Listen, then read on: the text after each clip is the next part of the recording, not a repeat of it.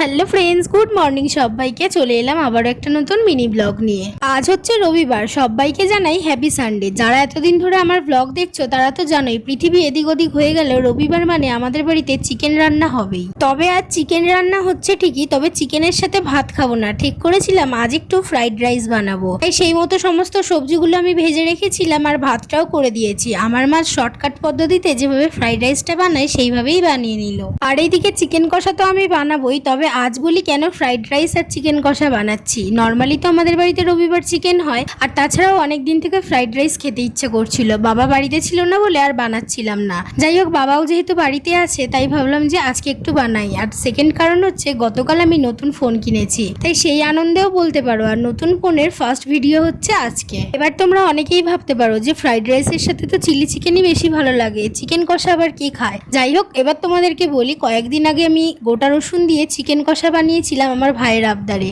ওর খেয়ে এত ভালো লেগেছে তাই আজকেও বলেছে গোটা রসুন দিয়ে চিকেন কষা বানাতে। চিকেন কষার রেসিপি আর তোমাদের সাথে শেয়ার করলাম না, কারণ কম বেশি আমরা সবাই চিকেন রান্না করতে পারি। আর গোটা রসুন দিয়ে চিকেন রান্না করা এমন কোনো হাতে ঘোরা ব্যাপার নয়। নর্মালি আমরা যেভাবে চিকেন রান্না করি সেভাবেই করতে হবে, তবে কষানোর শেষে 2 কোয়া গোটা রসুন দিয়ে দিতে হবে, তাহলেই রেডি হয়ে যাবে গোটা রসুন দিয়ে চিকেন কষা। যাই হোক, আজকের ভিডিওটা কেমন লাগলো জানিও। ভালো লাগলে like, comment, share and subscribe করে দিও। সবাইকে টাটা।